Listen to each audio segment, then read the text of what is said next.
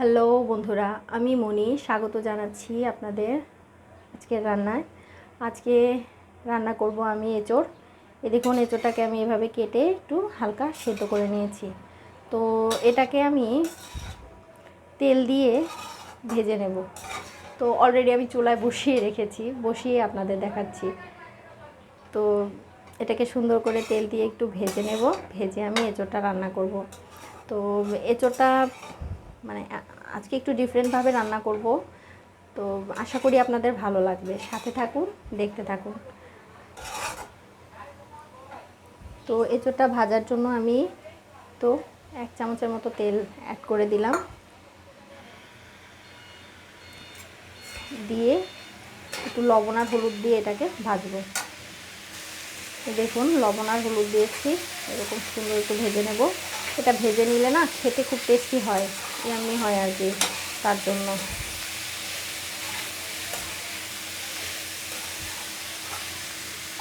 তো দেখুন, এঁচোড়টা আমি 2 মিনিটের মতো ভেজে নিয়েছি। এবার আমি রান্নায় চলে যাব।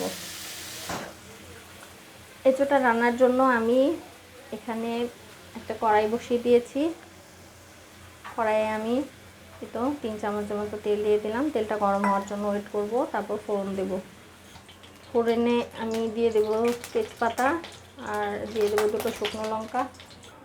তো দেখুন, একটু লাল হয়ে আসার সাথে সাথে আমি একটু জিরে ফোড়ন দিয়ে দেব।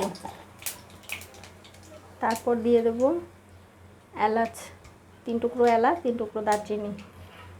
এটা একটু লাল হওয়ার জন্য অপেক্ষা করব। তারপরে এখানে আমি দেখুন পেঁয়াজ বেটে রেখেছি। এখানে 3টে ছোট পেঁয়াজ আমি বেটে নিয়েছি।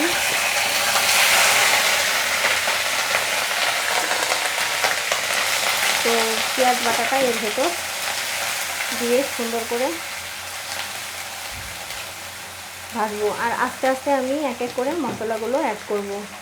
একটু ভেজে নেব যাতে পেঁয়াজের কাঁচা গন্ধটা চলে যায় আর কি। পেঁয়াজটাকে ভেজে নিয়েছি। এবার আমি এখানে 1/2 চামচ আদা বাটা দিয়ে দেব, দিয়ে এটাকেও একটু ভাজবো যাতে কাঁচা গন্ধটা না থাকে। আমি এটাতে রসুন ইউজ করব না, রসুনটা আসলে এঁচোড়ের সাথে যায় না, তার জন্য দিচ্ছি না আর কি। আপনারা চাইলে যদি ভালো লাগে আপনাদের দিতে পারেন। এবার আমি এতে 1/2 চামচ জিরে বাটা দিয়ে দেব। এখানে আমি 1 চামচ ছোটো চামচের মরিচের গুঁড়ো দেব, আর দেব 1/2 চামচ হলুদ গুঁড়ো, আর হালকা একটু পানি অ্যাড করে দেব। দিয়ে মশলাটাকে সুন্দর ভাজবো, মানে কষাবো আর কি। কষানো অবস্থায় আমি যেহেতু জিরা বাটাটা দিয়েছি, তো আমি এখানে ধনে গুঁড়ো দিয়ে দেব 1/2 চামচ।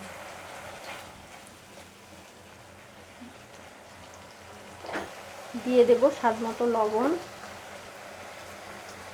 আর দেব 1/2 চামচ কাজু বাদাম বাটা।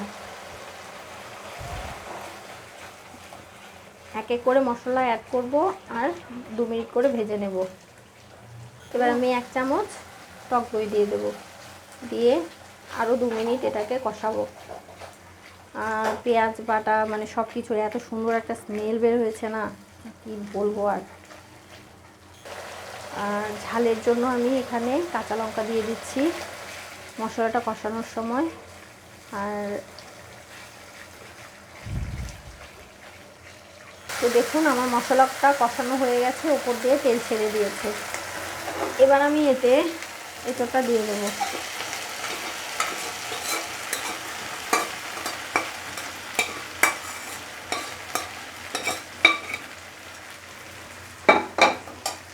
দিয়ে সুন্দর করে এই মশলার সাথে 2-3 মিনিট একটু কষিয়ে নেব।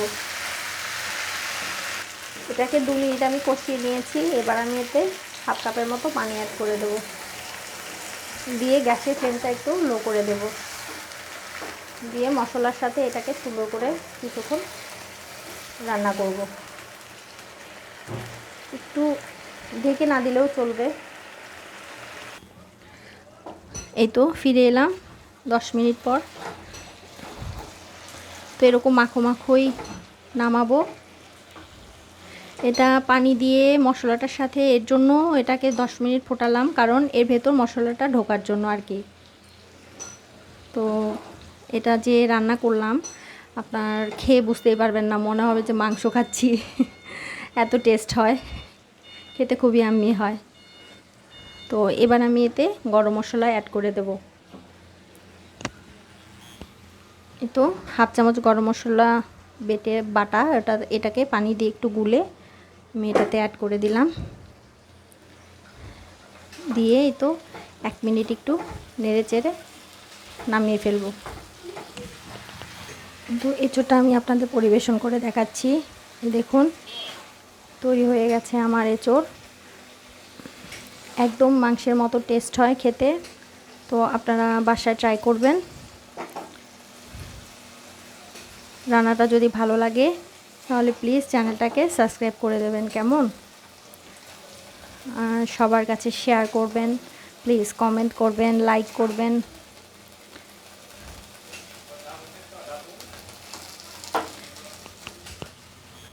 তো নামিয়ে এটাকে আমি এই উপর দিয়ে একটু ঘি দিয়ে দেব, বড় চামচের 1 চামচ।